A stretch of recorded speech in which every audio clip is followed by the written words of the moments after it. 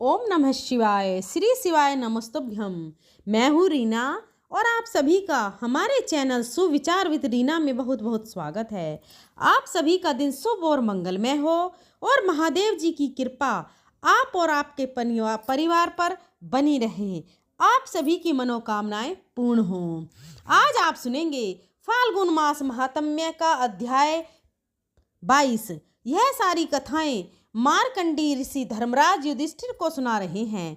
तो आज की कथा में आप सबसे पहले यह जानिए कि मार्कंडेय ऋषि कौन थे। हमारे हिंदू धर्म के अनुसार मार्कंडेय अमर हैं। 8 अमर लोगों में मार्कंडेय का नाम भी आता है। इनके पिता मरुक ऋषि थे। जब मरुक ऋषि को कोई संतान नहीं हुई तो उन्होंने अपनी पत्नी के साथ भगवान शिव की आराधना की। उनकी तपस्या से प्रकट हुए भगवान शिव ने उनसे पूछा कि वे गुणहीन दीर्घ आयु पुत्र चाहते हैं या गुणवान 16 साल का अल्प आयु पुत्र। तब मरुक ऋषि ने कहा कि उन्हें अल्प आयु केवल आयु लेकिन गुण पुत्र चाहिए। भगवान शिव ने उन्हें यह वरदान दे दिया। जब मार्कंडेय ऋषि 16 वर्ष के होने वाले थे तब उन्हें यह बात अपनी माता द्वारा पता चली। अपनी मृत्यु के बारे में जानकर वे बिल्कुल भी विचलित नहीं हुए और शिव भक्ति में लीन हो गए।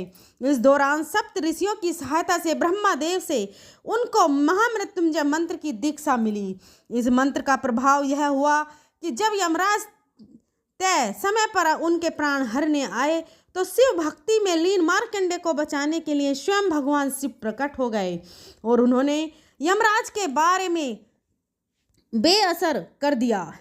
यमराज को बाढ़ से बेअसर कर दिया। बालक मार्कंडेय की भक्ति देखकर भगवान शिव ने उन्हें अमर होने का वरदान दे दिया। महाभारत के अनुसार मार्कंडेय ने हजार युगों के अंत में होने वाले अनेक महाप्रलय देखे हैं और मार्कंडेय रचना है। सभी पांडव वनवास में थे। तब उसी समय धर्मराज युधिष्ठिर आदि पांडवों से मिलने के लिए मार्कंडेय जी पहुँचे थे और उसी समय उन्होंने धर्मराज युधिष्ठिर को यह सारी कथाएं सुनाई थी। श्री मार्कंडेय धर्मराज युधिष्ठिर से कहते हैं, राजेंद्र, नर्मदा के उत्तर तट पर कपिला संगम के बाद वैदुर्य की पश्चिम भाग में नर्मदापुरम स्थान विख्यात है। वहाँ बहुत से देव ऋषि, ब्रह्मर्षि, राजसी, तपस्वी तथा व्यवसाय लोग भी निवास करते हैं। नर्मदापुरम से एक जमदग्नि नामक मुनि थे जो सदा शिव भक्ति में तत्पर रहते थे। वे प्रतिदिन नर्मदा संगम में स्नान करके नाना प्रकार के गंध, पुष्प तथा अगरू आदि मनोहर उपचारों द्वारा भगवान महेश्वर की पूजा करते और दक्षिण मूर्ति की शरण लेकर शिव मंत्र के जप में संलग्न रहते थे। 1 मास तक इस प्रकार जप में लगे हुए मुनि को सिद्धेश्वर लिंग स्वरूप देव महादेव ने प्रत्यक्ष दर्शन देकर कहा, ब्राह्मण, मैं तुम्हारी भक्ति तथा रुद्र जप से संतुष्ट हूँ। तब जमदग्नि बोले, परमेश्वर, मुझे होम और यज्ञ क्रिया के लिए कामधेनु प्रदान कीजिए, क्योंकि धर्म, कर्म और शुभ अनुष्ठान के लिए, शिव पूजा और तर्पण के लिए तथा देव कार्य और पितृ कार्य की सिद्धि करने के लिए गौ का ही अत्यंत पवित्र माना गया है। तब महादेव जी ने कहा, महाभाग्य, कामनाओं की सिद्धि के लिए यह कामधेनु दी जा रही है। ऐसा कहकर महादेव जी वहीं अंतर ध्यान हो गए। जन्मदिग्ध मुनि जिन कामनाओं के लिए कामधेनु से याचना करते वे सब उन्हें प्राप्त हो जाती थी। जब वे सोने के पात्र में भांति भांति के मनोवांछित भज पदार्थ परोसकर सहस्त्र ऋषियों को प्रतिदिन इच्छा अनुसार भोजन कराने लगे। माननीय महर्षि और देवता लोग भी मुनिवर जमदग्नि के आश्रम पर आकर उनकी कीर्ति बढ़ाने लगे। इस प्रकार कुछ समय व्यतीत होने पर एक दिन राजा कीर्तिवीर्य अपनी महिष्मती पुरी छोड़कर शिकार खेलने के लिए विंध्य पर्वत पर आए और नर्मदा के तट पर उसने अपना पड़ाव डाल दिया। शिकार खेलते खेलते वह जमदग्नि के आश्रम पर गए और इस प्रकार बोला, मुने, यह गो तुम्हारे योग्य नहीं है, मुझे दे दो। कीर्तिवीर्य की यह बात सुनकर मुनिवर जमदग्नि बहुत देर तक सोच विचार में पड़े रहे। उन्हें कुछ भी उत्तर न देखकर राजा ने मुनि को मरवा दिया और स्वयं उनकी कामधेनु को बलपूर्वक हर के ले जाने लगे। जब वह आश्रम से बाहर निकले तब उस कामधेनु पर कौड़ी की मार पड़ने लगी। बार बार ताड़ित होने पर गौ ने श्राप देते हुए कहा, अरे ओ नृपाधम रेणुका नंदन, परशुराम तेरे समस्त कुल का संहार कर डालेंगे। इस प्रकार सांप देकर कामधेनु पुनः स्वर्ग को चली गई। उस समय लोगों में महान हाहाकार मच गया। सब कहने लगे, यह कौन दुराचारी आ गया जिसने ब्राह्मणों के कोप को बढ़ाया है। इसके बाद महावीर परशुराम ने पिता के मारे जाने का समाचार सुना। सुनते ही वे प्रज्वलित अग्नि की भांति क्रोध से जल उठे और सहसा आश्रम में आए।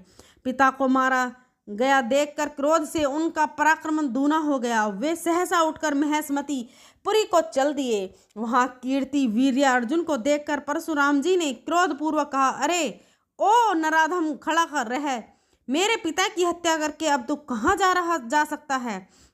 ऐसा कहकर उन्होंने अपनी कुल्हाड़ी हाथ में ले ली और कीर्ति वीर्य की भुजा रूपी वन को उसके मस्तक सहित काट डाला। उस समय मुनिवर परशुराम क्षत्रिय जाति के लिए प्रलय करर बन गए थे।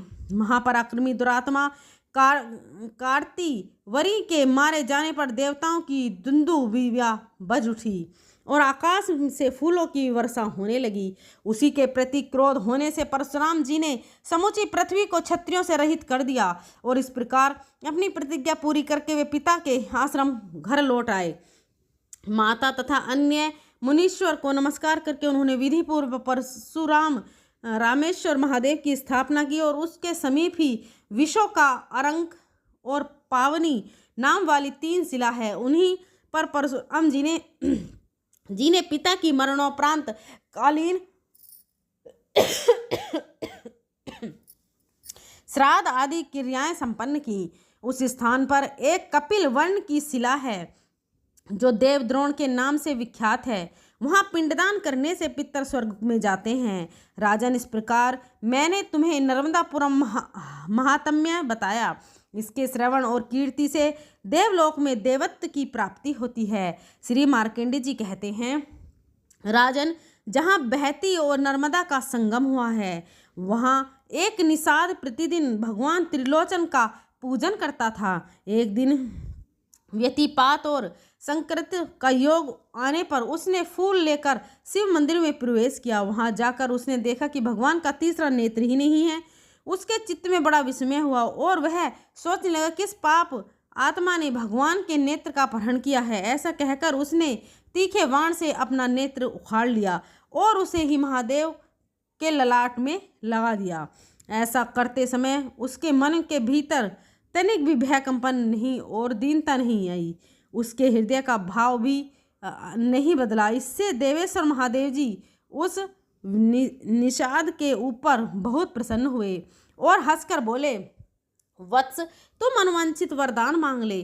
भगवान शिव के प्रसाद से उसकी बुद्धि और प्रकार की निर्मल हो गए और वह उन्हें साष्टांग प्रणाम करके बोला, देवेश्वर, यह सभी निषिद्ध अपने मृग पक्षी पशु अपने पुत्र और स्त्री आदि परिवार के साथ आपके प्रसाद से आपके ही लोक में जाएं तथा अन्य जितने पाप योनि हों उनकी भी ऐसी ही इच्छा गति हो। तब महादेव जी बोले, मेरे प्रसाद से तुम सब कामनाओं को प्राप्त करोगे। ऐसा कहकर भगवान शिव वही अंतर्ध्यान हो गए।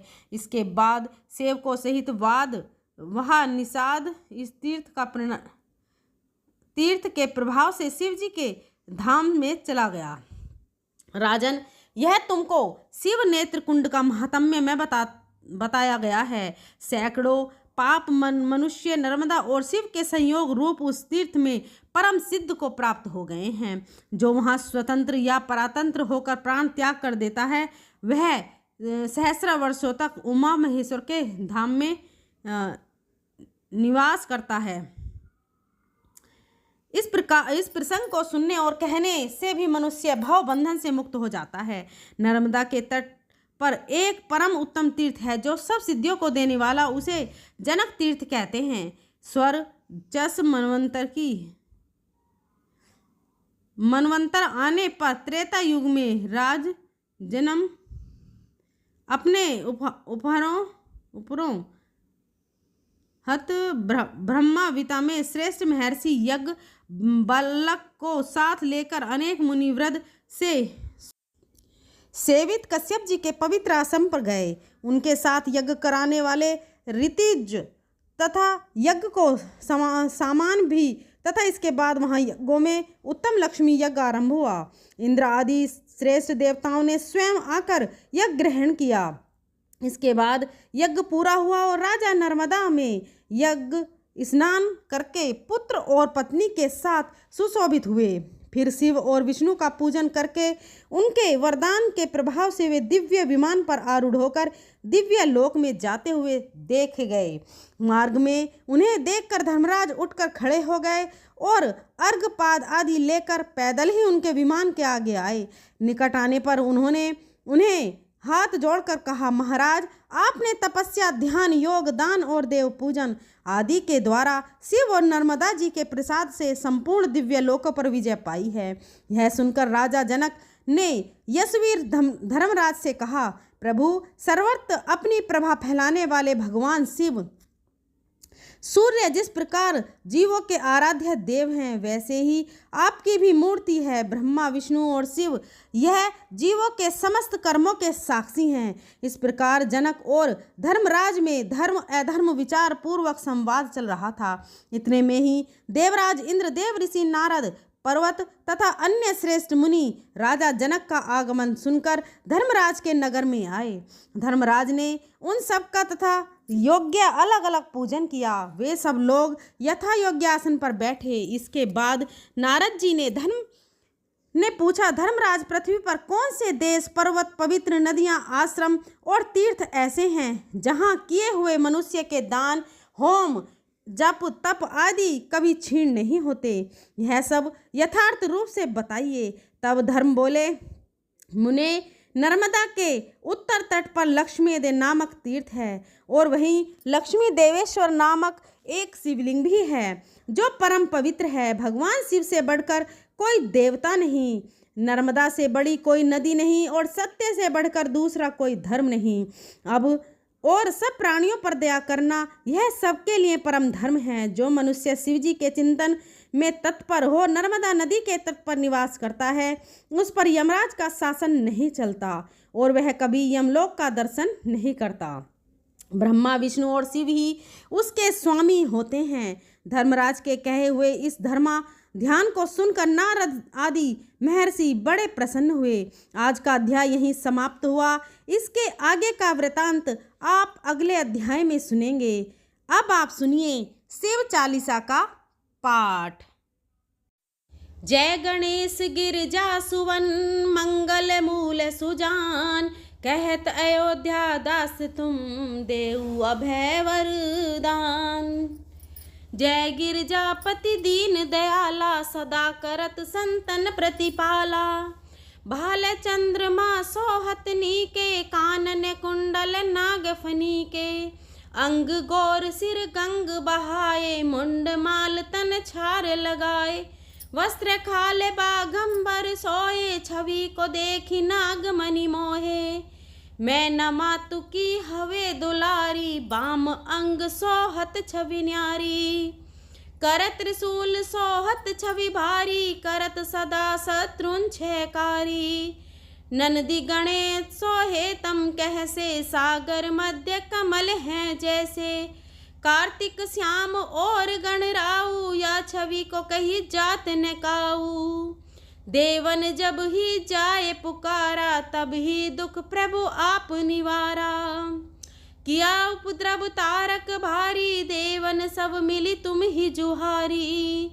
तुरत सनानन आप पठायो, लव निमेष मम मारी गिरायो। आप जलंधर असुर सहारा, सुयस तुम्हारा विदित संसारा। त्रिपुरासन युद्ध मचाई, सब ही कृपा कर लीन बचाई। किया तप ही भागीरथ भारी, पूर्व प्रतिज्ञाता सुपुरारी। दानिन माँ तुम सम कोई नाही, सेवक स्तुति करत सदा ही। वेद नाम महिमा तब गाई, अखत अनादि भेद नहीं पाई। प्रकटी उदती मंथन में ज्वाला, जरत सुरासुर बहे विहाला। कीनी दया तम करी सहाई, नीलकंठ तब नाम कहाई। पूजन रामचंद्र जब कीना, जीत के लंक विभीषण दीना। सहस कमल में हो रहे धारी, कीन परीक्षा तब ही पुरारी। एक कमल प्रभु राखे उजोई, कमल नैन पूजन चह सोई। कठिन भक्ति देखी प्रभु संग, भय प्रसन्न दिए इच्छित वर। जय जय अनंत अविनाशी, करत कृपा सबके घट। सी दुष्ट शकल नित मोहि सतावे, भ्रमत रहो मोहि चैन न आवे। त्राहि त्राहि में नाते पुकारो, यही अवसर मोहि आने वारो। ले त्रिशूल शत्रुन को मारो, संकट से मोहि आने उबारो। माता पिता भ्राता सब कोई, संकट में पूछत नहीं कोई। स्वामी एक है आस तुम्हारी, आए हरौ मम संकट भारी। धन निर्धन को देत सदा ही, जो कोई जाचे सो फल पाही। स्तुति कही विधि करे तुम्हारी, छमुनाथ अब चूक हमारी। शंकर हो संकट के नाशन, मंगल कारण विघ्न विनाशन। योगी यति मुनि ध्यान लगावे, सारद नारद शीस नवावे। नमो नमो जय नमः शिवाय, सुर ब्रह्मादिक पार न पाए। जो ये पाठ करे मन लाई, तापर होत है शंभु सहाई। ऋषियाँ जो कोई हो अधिकारी, पाठ करे सो पावन हारी। पुत्रहीन कर इच्छा जोई, निश्चय शिव प्रसाद तही होई। पंडित त्रयोदशी को लावे, ध्यान पूर्वक होम करावे। त्रयोदशी व्रत करे हमेशा, ताके तन नहीं रहे कलेसा। धूप दीप नेवद चढ़ावे, शंकर सम्मुख पाठ सुनावे। जन्म जन्म के पाप नसावे, अंत धाम शिवपुर में पावे। कहे अयोध्या आस तुम्हारी, जानि सकल दुख हरो हमारी।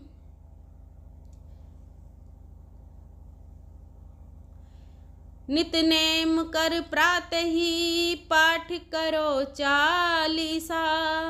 तुम मेरी मनोकामना, पूर्ण करो जगदीशा। मंगसर छठी हेमंत ऋतु, संवत 64 जान। स्तुति चालीसा शिव ही, पूर्ण कीन कल्याण। दोस्तों वीडियो कैसी लगी? अगर वीडियो पसंद आई हो तो अपनी फ्रेंड और फैमिली में शेयर करें और हमारे चैनल सुविचार विद रीना को सब्सक्राइब करें और बेल आइकन को ज़रूर प्रेस करें ताकि आने वाली सभी वीडियो की नोटिफिकेशन आपको मिल सके। अगर मेरे बोलने में कोई त्रुटि रही हो तो मैं हाथ जोड़कर क्षमा प्रार्थी हूँ। मिलते हैं अगले अध्याय में, अगली कथा में। तब तक के लिए धन्यवाद। जय भोलेनाथ।